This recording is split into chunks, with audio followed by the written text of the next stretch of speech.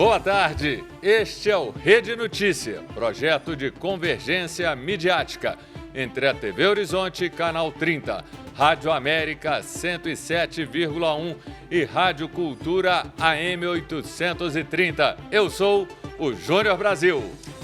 E eu sou Juliana Lima, é um prazer estar aqui com você, que também pode contribuir aqui com o nosso Rede Notícia enviando a sua sugestão de reportagem. Mande para o nosso WhatsApp 31 99680 2910. Hoje é dia 12 de dezembro, aniversário da querida Belo Horizonte, 127 anos. Vamos aos nossos destaques. Ministério Público denuncia 5 pessoas do grupo 123 Milhas. Condenados pai e madrasta do menino Ian pela morte da criança. BH em festa. Veja a programação para o aniversário da cidade.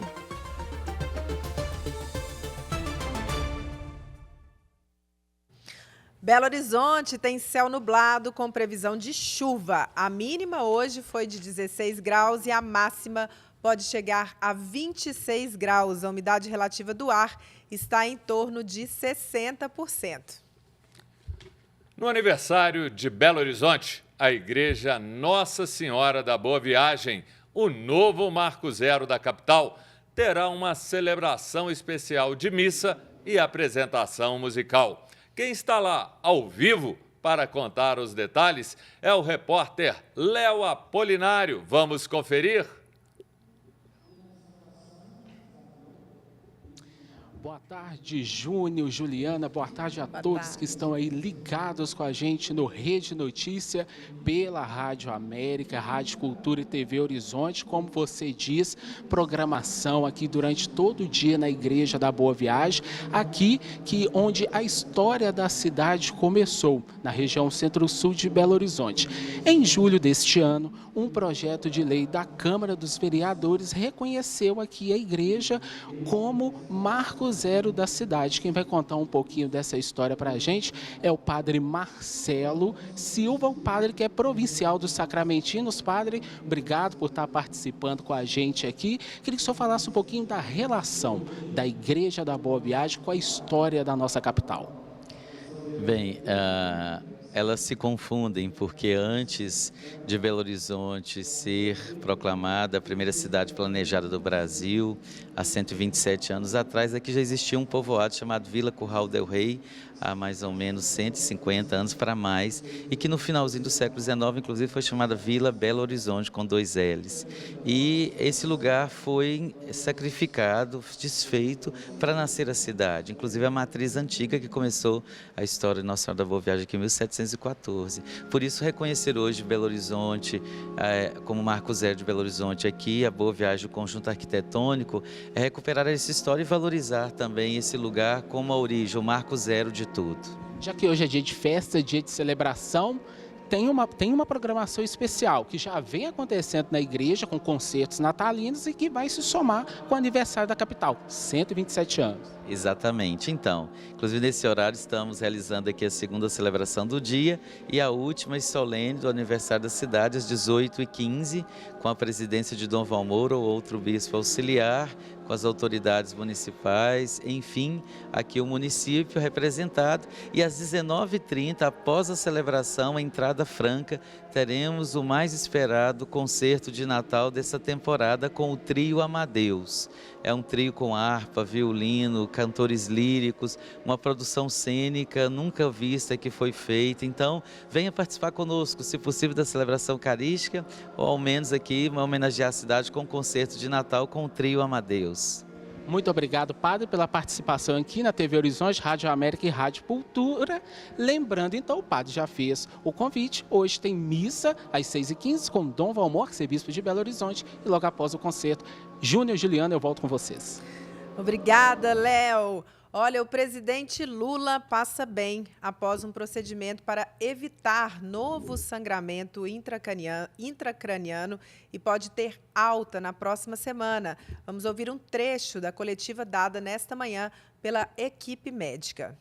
O procedimento foi feito hoje às 7 horas da manhã, foi com sucesso, é um complemento ao procedimento cirúrgico E o presidente está acordado, na UTI, já vai estar comendo, está super estável. Depois da alta hospitalar, a programação, o presidente poderá ir para Brasília, acho que segunda, terça, quer dizer, um dia mais, um dia menos, depende muito da evolução, que está sendo muito boa. E ele, obviamente, do Palácio, ele pode retornar a uma agenda de despacho, né? A gente não vê problema algum em relação a isso. Então o que se espera é que na próxima semana o presidente esteja já no Alvorada. Claro que após o procedimento cirúrgico, após o que aconteceu, vai se requerer um repouso relativo por algumas semanas, talvez, entendeu? Mas isso é tudo relativo. O prefeito de Belo Horizonte, Fouad Noman, do PSD, segue internado no Hospital Mater Dei com pneumonia e sinusite. Segundo o boletim médico divulgado no fim da tarde de ontem, o tratamento com antibióticos está na fase final e deve terminar hoje. Ainda segundo a nota, o prefeito vai passar por novos exames de reavaliação oncológica e os resultados devem sair nesta semana. Pesquisa divulgada pela Quest nesta quinta-feira mostra que o governador Romeu Zema, do Novo, é aprovado pela maioria dos mineiros, com 64%. 29% dos mineiros pesquisados reprovam e 7% não responderam à pesquisa. A Guarda Municipal inicia Operação Natal Seguro em Belo Horizonte. A repórter Letícia Bessa tem os detalhes. Vamos acompanhar. Começou em Belo Horizonte a Operação Natal Seguro 2024. Com a chegada das festas de fim de ano e o aumento do fluxo de pessoas nas ruas, a Guarda Municipal vai intensificar ações de segurança na cidade.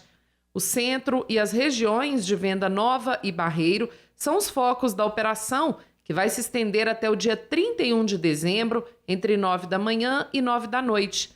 Outro ponto de patrulhamento é a Praça da Liberdade, um dos principais pontos turísticos de Belo Horizonte, onde a vigilância será concentrada no horário de maior visitação, entre 6 da tarde e 1 da madrugada, até o dia 6 de janeiro de 2025. Repórter Letícia Bessa. Obrigado, Letícia. Juliana, uma boa notícia, porque você andar no centro da cidade, aquela confusão, todo mundo compra aqui carregado, tem muito trombadinha, muita gente mal intencionada. Então, ter segurança é sempre bom.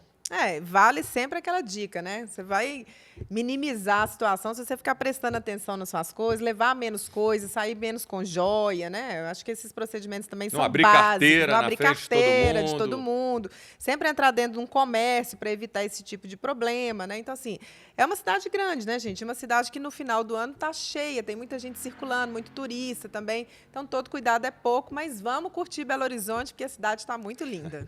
Verdade, viu, Juliana? E mais uma dica, ó, na hora de passar a senha eu faço isso. Coloca a mão e digita ali.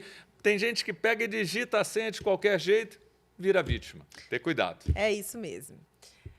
Olha, o Ministério Público indiciou 5 pessoas do grupo 1, 2, 3 milhas por induzir consumidores a erro e praticar atos fraudulentos. O repórter Giovanni Rodrigues acompanhou uma coletiva que detalhou o caso. Vamos ouvir.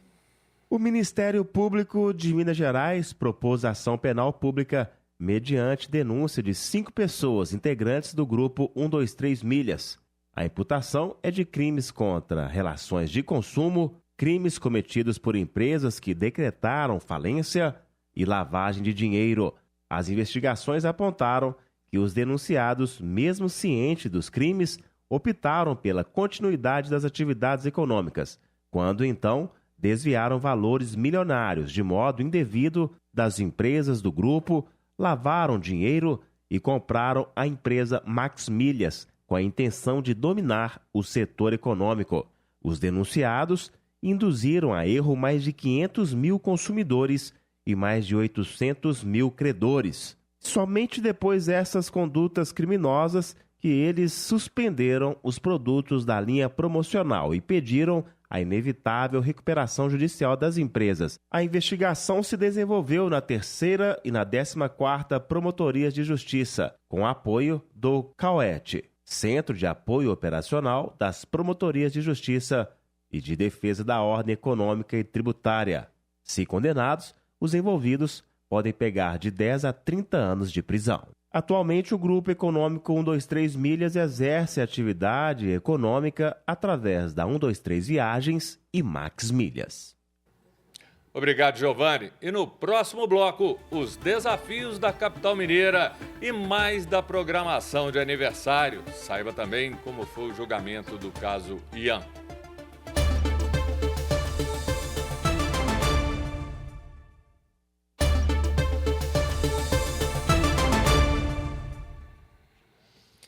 Voltamos a falar sobre o aniversário de BH, cidade que já foi considerada um local de clima agradável e ameno, ideal para tratamento de pacientes com doenças respiratórias e se tornou recentemente uma capital de extremos climáticos. Chuvas torrenciais, períodos de seca e calor intenso viraram rotina nos últimos anos. A repórter Niquele Fonseca está ao vivo com a ambientalista Janine Oliveira. Boa tarde, Niquele.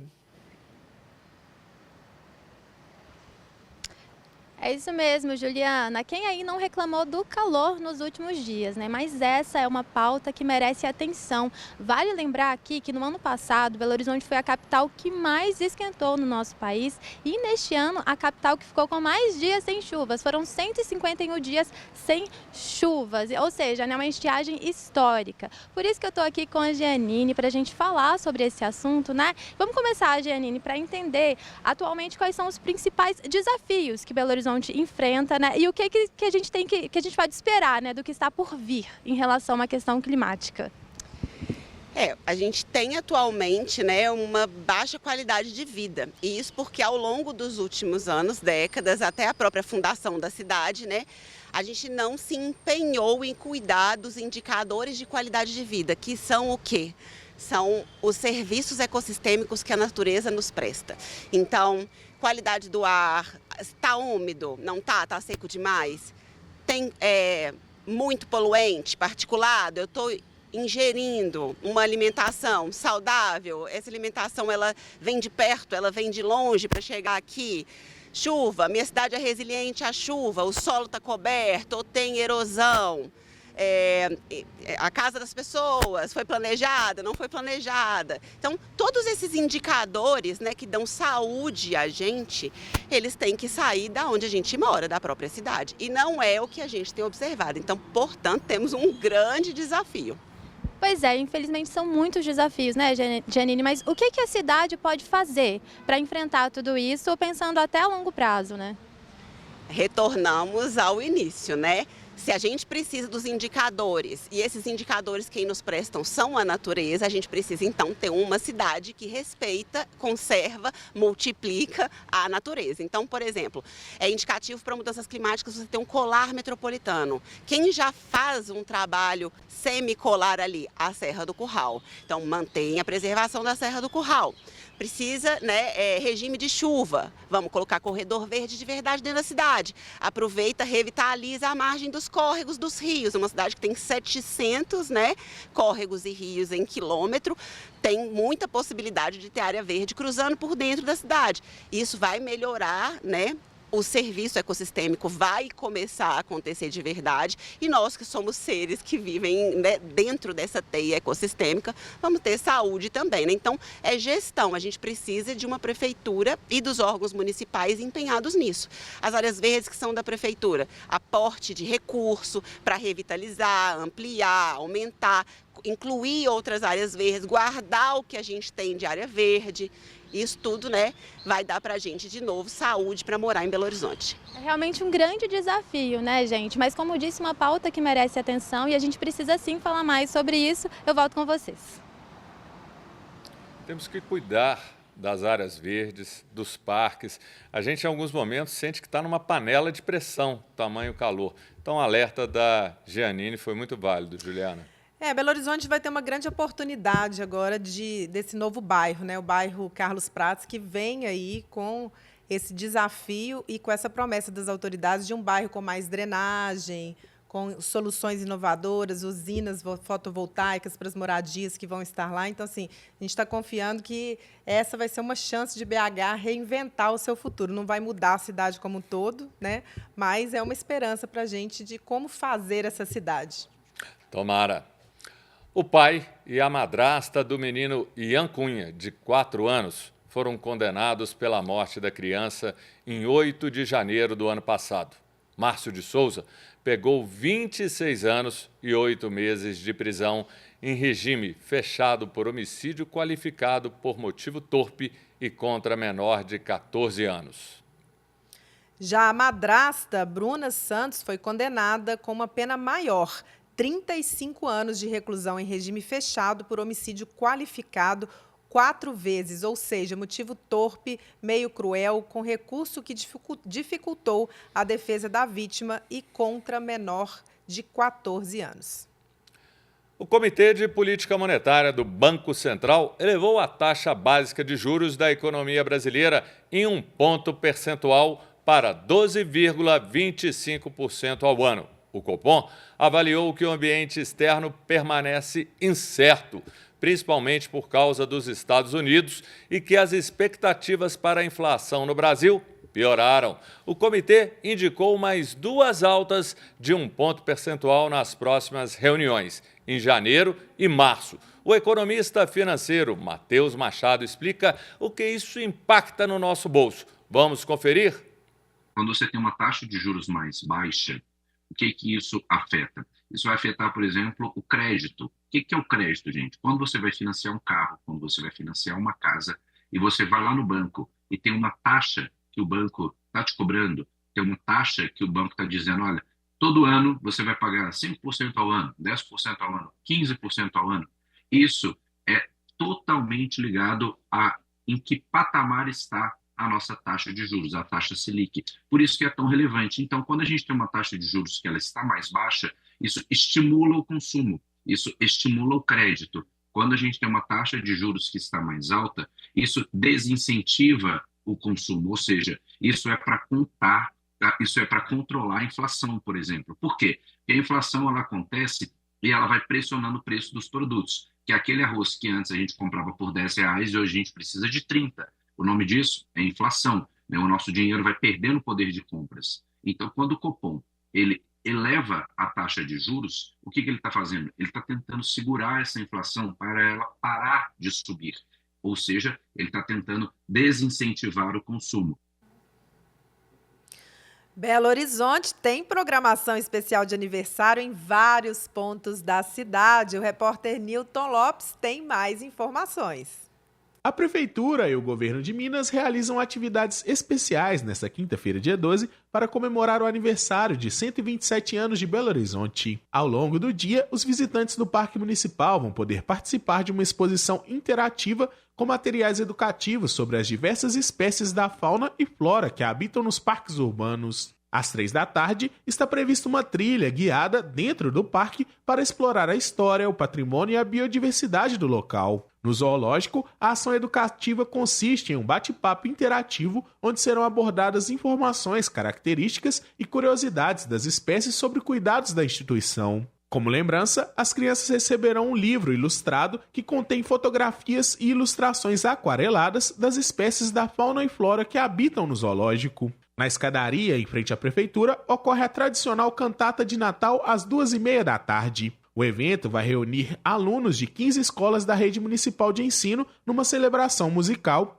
A apresentação terá duração de aproximadamente 35 minutos e vai contar com a participação de 200 estudantes. Às 7 da noite, o governo de Minas prepara, na Praça da Liberdade, um espetáculo no céu com um show de 400 drones que vão formar os símbolos tradicionais do Natal, como o nascimento do Menino Jesus, a árvore, os 3 Reis Magos e o Papai Noel. Além disso, serão homenageados lugares ícones da capital, como a Praça 7 e o Mineirão. Repórter Newton Lopes.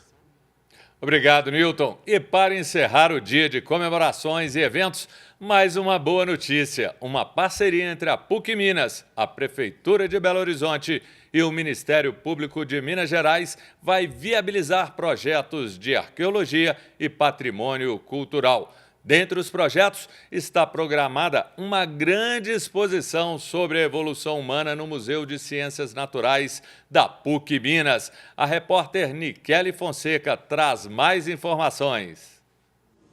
Boa tarde, Juliana. Boa tarde, Júnior. E boa tarde para você que está acompanhando o Rede Notícia, né? Estou aqui no auditório do Museu de Ciências Naturais da PUC Minas para trazer boas notícias de uma parceria, gente, que resultou em 2 projetos. Um deles é uma exposição permanente, o fenômeno humano, o caminhar da humanidade. Essa exposição vai ocupar 180 metros quadrados no 2º andar aqui do museu e a inauguração está prevista para julho de 2025.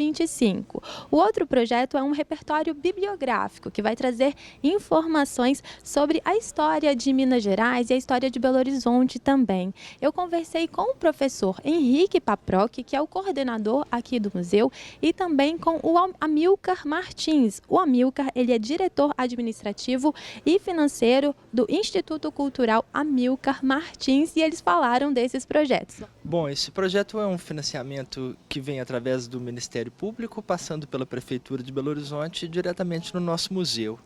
Com ele, nós seremos capazes de ter aqui neste museu a maior e melhor exposição sobre a evolução humana do Brasil.